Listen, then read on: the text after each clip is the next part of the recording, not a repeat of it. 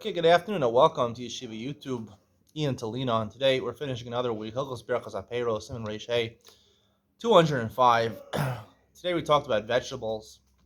Obviously, the bracha on a vegetable usually is Borei Pri Adama. Halacha Beis deals with making soups, right? The Gemara even references Tam Ke'ikar. Tam Ke'ikar, the taste that something imparts in the soup, right? You make a vegetable soup, you put a lot of vegetables in there. So the correct bracha is the bracha of the vegetables, even if you take the vegetables out. Right, you're left with the vegetables. So without vegetables, the correct bracha on the soup itself is Borei Pri Adama. Except if you have meat, or chicken, right? Classical chicken soup, right? The chicken is the ikar. Even if you have other vegetables, and then you make shakal, because the chicken is the main part. Tam ikar that has taste of a chicken, also taste of vegetables, but the main part is the chicken soup. Now, if you take out the vegetables, you can't recognize so easily what type of soup it is, right? Now, we said earlier in the week, I believe in some Rage Bays, 202, we talked about if you have tamarim, you have dates, and you mash them up into like some sort of jam or something like that, or strawberries. The difference between jelly and jam. Jam, you can see the strawberries. Jelly, you can't see it. It's mashed up. You can't recognize what it is, or applesauce or something like that. Some of these baby foods, you have apples and bananas. You don't know what's in there, right?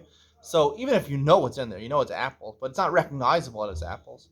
So the correct bracha is shahakol. Same thing with tamarim. If dates mushed up, you don't know. If you have peels of the tamarim in there, you can recognize. So it's borei pri ha'etz. But if not, then it's shahakol. And I explained the reasoning over there is because there's two parts to eating. There's the visual aspect of eating, and then there's the taste aspect of eating. Two senses involved. And a person who's blind can't enjoy food completely, and that's why the Gemara says in Maseches Yuma that if he's blind, he doesn't get svia. He'll never be satisfied. No matter how much he eats, he'll never be satisfied, because besides actually tasting the food, which is hanas hagaron, which even obviously a blind person has, and maybe even an enhanced sense of taste. However, because he can't see it, so he can't be satiated from the amount of food that he's eating, and that's why if you ever watch one of these cooking shows, they'll judge it equally, not only how it tastes, but also the visual presentation of the food. When it comes to high class foods, it's all about presenting the food, the garnishing of the food, presenting the food well, because real good food has to look good also. It's not just appealing to the taste; it has to look good also. So when you can't recognize what food it is, right? I don't know if this is dates paste or bananas or almonds. I don't know what it is, or strawberry. I don't know. So even though when you taste it, yeah, it's dates when you taste it. If you know what dates taste like. Here in Israel, dates are a lot more frequent than America. But um, if you taste it, you only have half the experience. So you can't make a full bracha, borei pri ha'etz, because you can't see that it's borei pri ha'etz. So what about over here? Well, you have soup over here. It's cooked. You took out the vegetables. No one knows what was cooked inside of here until you taste it. When you taste it, oh, vegetable soup, or squash soup, or broccoli soup, or pea soup. But until you taste it, you got no clue. So why shouldn't you make a shahakal? According to my reasoning over there, if you can't identify with your sight, so then you shouldn't be making a bracha of hadama. The answer is, I'd like to say, over here is that soups are very different than a mashed up dates.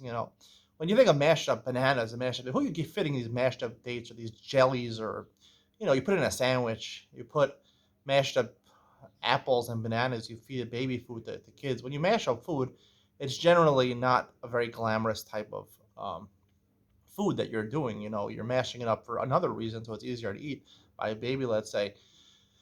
Here, it's actually the opposite. When you're cooking a soup, right, even if you take out the vegetables, soup is a sign of elegance, a sign of high class. When do you have soup? No one eats soup, right? No one really eats soup by itself. You eat soup as part of a larger meal. When you're having a three-course meal on Shabbos, right? You're having a three-course meal. You have soup.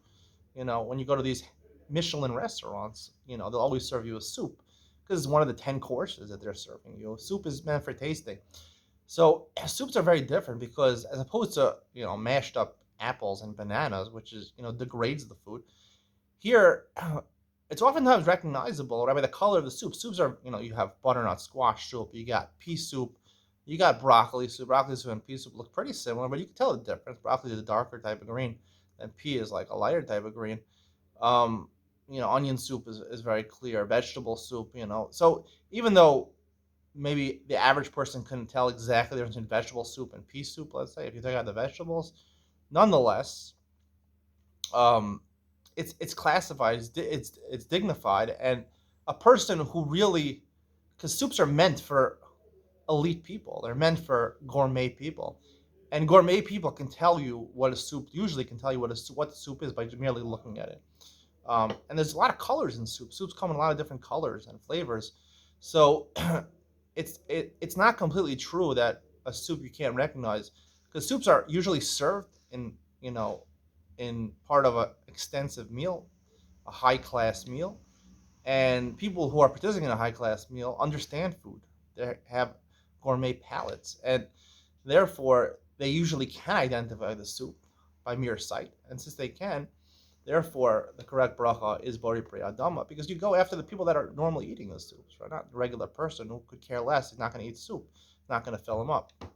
That's what I like to advance over here. I believe that's the correct shot. Hope you enjoyed today's share. See you in the next one.